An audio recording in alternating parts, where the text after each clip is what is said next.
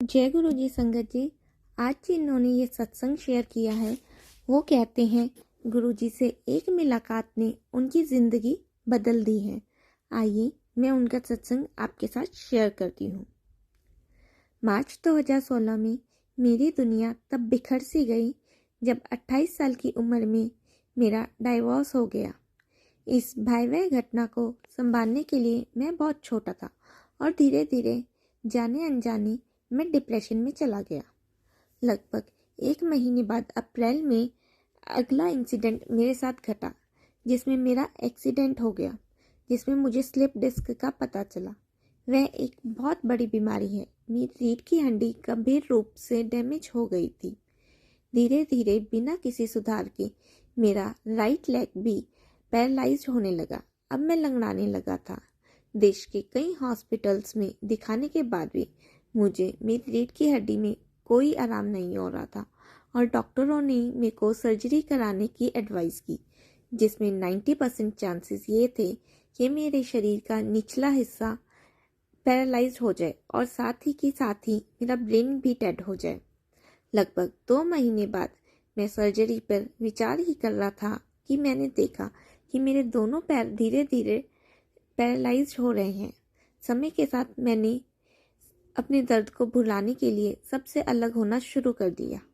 उस समय लोगों को लगता था कि मैं एक अमीर बिगड़ा हुआ लड़का हूँ, लेकिन कोई नहीं जानता था कि मैं क्या कर रहा था, क्योंकि मैं अपने दर्द को भुलाने के लिए पार्टी करता था, जो कि बहुत ही असहनीय था और केवल शराब ही मेरे दर्द को भुलाने की आखिरी उम्मीद थी। अब 2 महीने के बाद मेरा दर्द उस स्टेज पर पहुंच गया था जहाँ मैं 15 से 20 मिनट से ज़्यादा खड़ा नहीं रह सकता था, क्योंकि 15 मिनट के बाद मुझे बेहोशी छाने लगती थी और मैं फर्श पर गिर जाता था। मैं 24 घंटे बिस्तर पे था, केवल पीने के लिए उठता था ताकि शराब के प्रभाव से कुछ दर्द गायब हो जाए, लेकिन फिर से निराश हो जाता था क्योंकि डे बाय डे ये बढ़ रहा था। अब शराब भी किसी काम की नहीं थी। इसलिए इस दर्द और इस सब पर काबू पाने के लिए मेरा काम भी प्रभावित हुआ, क्योंकि मैं पेशे से एक वकील हूँ और मेरे कंधों पे बहुत सारी जिम्मेदारियां थी। एक दिन मेरा स्वास्थ्य के कारण मेरे पास कोई काम नहीं था। एक दिन मेरी बुआ ने मुझे महरौली स्थित बड़े मंदिर में जाने को कहा, जो मेरे घर के पास ही था, क्योंकि मैं फरीदाबाद में रहता था। उनकी सलाह मानकर मैं शाम को बड़े मंदिर गया।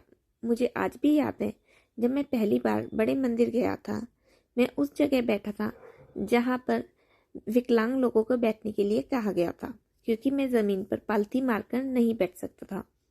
और मैं लोगों के सामने रोया, क्योंकि मैं लोगों को फिट और ठीक देख रहा था। मैं 5 फुट 11 इंच का हूँ और मेरा शरीर एथलेटिक है, क्योंकि मैं अपने स्कूल में जिम्नास्ट था, कॉलेज में तैराक और बास्केटबॉल खिलाड़ी था। लेकिन अंदर से मैं बहुत डिप्रेस्ड आत्मा था, जिसका एक पैर रंगड़ाता था। यह मेरे जीवन का सबसे कठिन समय था। मैंने बस गुरुजी के सामने प्रणाम किया और बड़े मंदिर के मुख्य हॉल के फर्श पर बैठ गया। लंगर प्रसाद ग्रहण करने के बाद मैंने अपने घर के लिए निकल पड़ा। अगली ही शाम मेरे दोस्त का फोन आया। उसने मुझसे कहा, तुम्हारे लिए बस एक ही उम्मीद दिख रही है, तुम किसी चाइनीज थेरेपी मसाजर के पास जाओ, जो स्लिप डिस्क की समस्या चाहे कितनी भी बड़ी क्यों ना हो ठीक कर देता है। इसलिए 1 घंटे में तैयार हो जाओ, मैं तुम्हें लेने आऊँगा और हम उनके पास जाएंगे। वह मेरे घर आया। हम दोनों क्लिनिक में मसाजर के पास गए और मालिश के बाद उन्होंने मुझे आगे और पीछे झुकने को कहा और मुझे यह देखकर आश्चर्य हुआ कि मुझे कोई दर्द नहीं हो रहा था।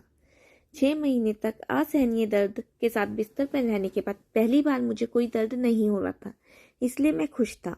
उस रात मैं अपने दोस्तों के ससुराल वालों से मिलने गया, जो पहली बार मेरे दोस्त से मिलने आए थे, क्योंकि वो बाहर से आ रहे थे। और हाँ, मैं आपको ये बताना भूल गया कि मैं 6 महीने बाद बिना दर्द के अपने घर से बाहर निकल रहा था। इसके अलावा ये मालिश करने वाला मेरे घर से केवल 1 किलोमीटर दूर था और मैं चिकित्सा के बारे में नहीं जानता था, क्योंकि जबकि मैं वहाँ पर 20 साल से उस इलाके में रह रहा था और मेरी फैमिली 45 साल से उस इलाके में रह रही थी।